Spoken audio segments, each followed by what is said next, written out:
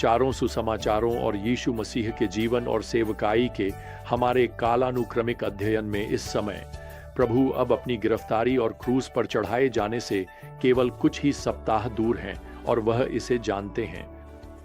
अब कुछ ही दिन पहले प्रभु ने चमत्कारिक रूप से लाजर को मरे हुओं में से जिलाया और यह घटना बेथानी नामक गांव में हुई थी, जो जैतून पर्वत की पूर्वी ढलान पर स्थित है। यह यरूशलेम से केवल कुछ मील की दूरी पर है। लाजर को जिलाया जाना जितना अद्भुत था, उतना ही यहूदी नेताओं के यीशु को मार डालने के इरादे को और भी कठोर बना देता है जब भी उन्हें मौका मिले। वास्तव में यूहन्ना का सुसमाचार हमारे लिए यह दर्ज करता है कि धार्मिक नेताओं ने, जिनमें महायाजक भी शामिल थे, लाजर को भी मार डालने की योजना बनाई थी। बाइबल कहती है क्योंकि उसके कारण यानी लाजर के कारण बहुत से यहूदी चले जा रहे थे और यीशु पर विश्वास कर रहे थे। यह यूहन्ना अध्याय 12 पद 10 और 11 है। मेरा मतलब है, सोचिए जरा, आप लाजर के पुनरुत्थान के प्रमाण के साथ क्या करेंगे जो अब आप जानते हैं पड़ोस में घूम रहा है? तो आप उसे मारने की कोशिश करते हैं ताकि वह मसीह की शक्ति की गवाही न दे सके। कैसा है यह दिल की कठोरता के लिए? तो अब धार्मिक नेता दोनों लाजर और यीशु को मारने की योजना बना रहे हैं, लेकिन यीशु अपने भाग्य पर पूरी तरह नियंत्रण में है। चाहे धार्मिक नेता कुछ भी योजना बना रहे हों, उनके पास अभी भी कुछ काम बाकी है और उस काम का एक हिस्सा उनके 12 शिष्यों को और अधिक प्रशिक्षण देना भी है। तो इसी के साथ हम फिर से यूहन्ना अध्याय 11 और पद 54 में लौटते हैं, जहां हमें बताया गया है कि लाजर के पुनरुत्थान के बाद इसलिए यीशु यहूदियों के नेताओं के बीच अब खुलकर नहीं चलते थे, बल्कि वहां से जंगल के पास एक क्षेत्र में इफ्रैम नामक नगर में चले गए और वहीं अपने शिष्यों के साथ ठहरे। अब इफ्रैम यरूशलेम से लगभग 14 मील उत्तर में था। ये जंगल के क्षेत्र के पास था। ये इतना एकांत था कि भीड़ को कम से कम कुछ समय के लिए दूर रखा जा सके। अब अगर आप लूका के 17वें अध्याय में जाएं तो यहां पद 11 में पढ़ते हैं, यरूशलेम की ओर जाते समय वह सामरिया और गलील के बीच से होकर जा रहे थे। तो स्पष्ट है कि थोड़ी देर बाद जब वे इफ्रैम में थे, यीशु और शिष्य अब थोड़ा और उत्तर की ओर यात्रा कर रहे हैं। अब उनकी यात्रा का अंतिम लक्ष्य दक्षिण में स्थित यरूशलेम है। तो यहां यह संभव है कि यीशु की योजना कुछ समर्थकों से मिलने की हो, या शायद गलील के कुछ परिवार के सदस्यों से मिलना हो, जो जल्द ही फसह के लिए यरूशलेम की तीर्थ यात्रा पर जाने वाले थे। अब लूका हमें बताते हैं कि वे एक गांव में प्रवेश करते हैं जहां उनका सामना 10 कोढ़ियों से होता है। पद 13 हमें बताता है, कोढ़ी पुकार रहे थे, यीशु स्वामी हम पर दया कर। लेकिन यहां यीशु की प्रतिक्रिया मेरे लिए दिलचस्प है। वह उन्हें तुरंत चंगा नहीं करते। वास्तव में वह यहां पद 14 में कहते हैं, जाओ और अपने आप को याजकों को दिखाओ। अब यही वह है जो एक व्यक्ति जो कोढ़ से चंगा हो गया हो उसे करना चाहिए था। याजक उस व्यक्ति की जांच करता था ताकि यह निर्धारित कर सके कि वह चंगा हो गया है और सामान्य जीवन में लौट सकता है और उपासना कर सकता है। अब इसे समझिए, वे अभी तक चंगे नहीं हुए हैं। यीशु वास्तव में उन्हें विश्वास का एक कदम उठाने के लिए कह रहे हैं और सचमुच स्थानीय याजक के पास जाने के लिए कह रहे हैं। बाइबल वास्तव में यहां पद 14 में कहती है, और जब वे जा रहे थे वे शुद्ध हो गए। केवल जब उन्होंने यह विश्वास का कदम उठाया तभी वे चंगे हुए। अब वे वास्तव में किस बीमारी से पीड़ित थे?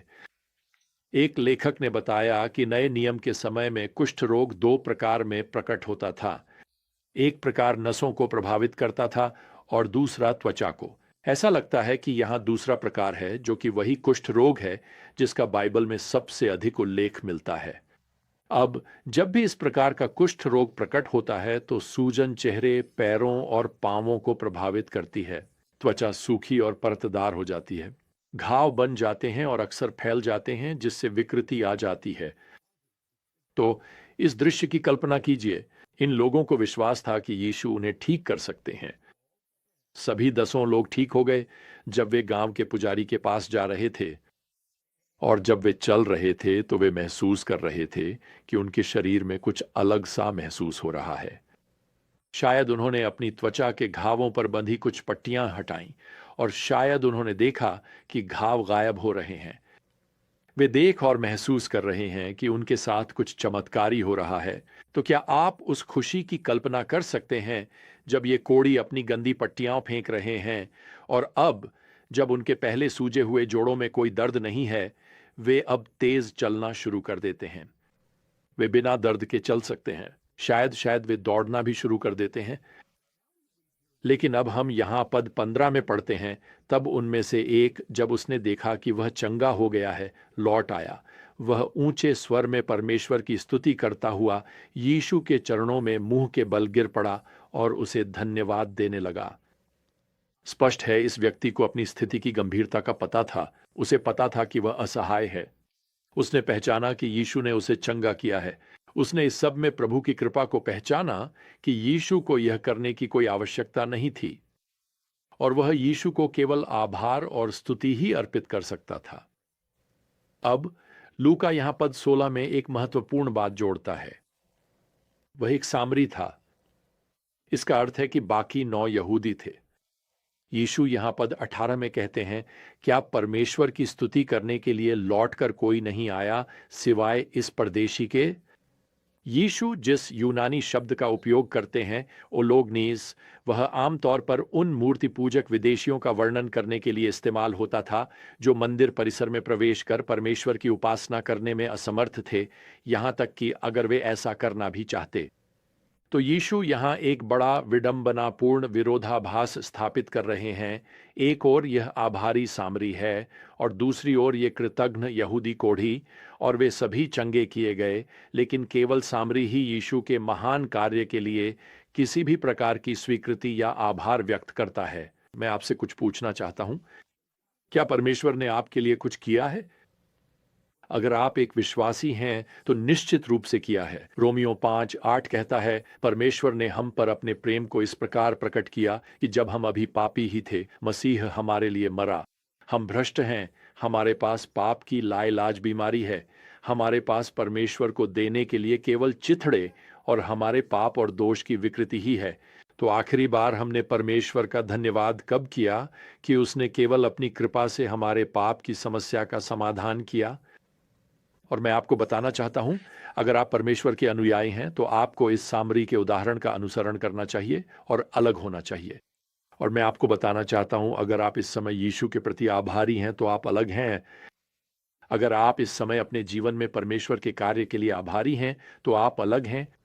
हमें यह पहचानना चाहिए कि परमेश्वर ने हमारे जीवन में कार्य किया है और कर रहा है, और इसके लिए हम उसके प्रति आभार व्यक्त करने के ऋणी हैं।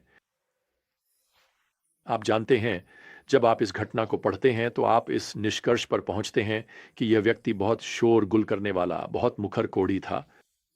अब वह गांव के लोगों को जोर जोर से बता रहा है कि परमेश्वर ने उसके लिए क्या किया है। परमेश्वर ने उसके जीवन में कार्य किया है और वह इसे अपने तक सीमित रखने वाला नहीं है। बाकी 9, खैर, ऐसा लगता है कि उन्हें यीशु की कोई परवाह नहीं है। वे तो बस अपनी चंगाई पर ही ध्यान केंद्रित किए हुए हैं। और मुझे आपको बताना है कि अधिकांश लोग, यहां तक कि मसीही भी, आज हम भी इसी तरह व्यवहार कर सकते हैं। हम उस पर ध्यान केंद्रित करते हैं जो परमेश्वर हमें देता है, बजाय इसके कि हम स्वयं परमेश्वर पर ध्यान दें। खैर, यह चंगा हुआ कोढ़ी बात को समझ गया। उसे एहसास हो गया कि वह जो कुछ भी है और आगे जो कुछ भी होगा, वह यीशु के उसके जीवन में कार्य करने के कारण है, और इसीलिए वह परमेश्वर की महिमा करता है और उसका धन्यवाद करता है। यह मुझे भजन संहिता 30 में भजनकार द्वारा कही गई बात की याद दिलाता है, आयत 10 से 12 तक। हे प्रभु, सुन और मुझ पर दया कर। हे प्रभु, मेरी सहायता कर। तूने मेरे लिए मेरे शोक को नृत्य में बदल दिया है। तूने मेरी टाट की पोशाक खोल दी और मुझे आनंद से सजा दिया, ताकि मेरी महिमा तेरी स्तुति गा सके और चुप न रहे। हे मेरे परमेश्वर प्रभु, मैं तेरा सदा धन्यवाद करूंगा। यही यहां हो रहा है। आपके पास एक व्यक्ति है जो यीशु के पास लौटता है और आराधना में वही करता है जो वह कर सकता है। वह प्रभु के सामने घुटनों के बल झुक जाता है और परमेश्वर को महिमा देता है। अब यदि हम इस कोढ़ी की तरह हैं तो हम यह पहचानेंगे कि परमेश्वर ने हमारे जीवन में कार्य किया है और परमेश्वर हमारे जीवन में लगातार कार्य कर रहा है, और हम उसके कार्यों के लिए उसका धन्यवाद करेंगे। लेकिन मैं यहां एक महत्वपूर्ण सिद्धांत की ओर ध्यान दिलाना चाहता हूं। मैं इसे मिस नहीं करना चाहता। ये रहा। किसी आशीर्वाद के लिए आभार व्यक्त करना जीवन में एक और बड़ा आशीर्वाद ला सकता है। और इस कोढ़ी के लिए ये एक ऐसा आशीर्वाद है जो हमेशा के लिए रहेगा। सुनिए सुनिए यहाँ पद 19 को। यह है, जब यह व्यक्ति वापस आता है और परमेश्वर की स्तुति करने के लिए उसके चरणों में गिरता है, तो यीशु उससे क्या कहते हैं? यीशु कहते हैं, उठो और अपने मार्ग पर जाओ, तुम्हारे विश्वास ने तुम्हें चंगा किया है। शाब्दिक रूप से अनुवाद करें तो तुम्हारे विश्वास ने तुम्हें बचा लिया है। देखिए, यीशु ने उसके साथ शारीरिक रूप से जो किया, उसके लिए आभार स्वरूप वह चंगा हुआ व्यक्ति यीशु का धन्यवाद करने और परमेश्वर की स्तुति करने वापस आता है और यह जानता है कि यीशु के पास उसे आत्मिक रूप से चंगा करने की भी सामर्थ्य है।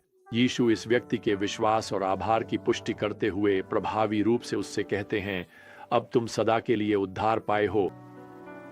यह केवल शारीरिक चंगाई से कहीं आगे की बात है। अब यह व्यक्ति आत्मिक रूप से सदा के लिए चंगा हो गया है। तो प्रियजनों, हमारी अगली विजडम जर्नी तक प्रभु यीशु मसीह का अनुग्रह, परमेश्वर का प्रेम और पवित्र आत्मा की संगति आप सभी के साथ बनी रहे। आमीन।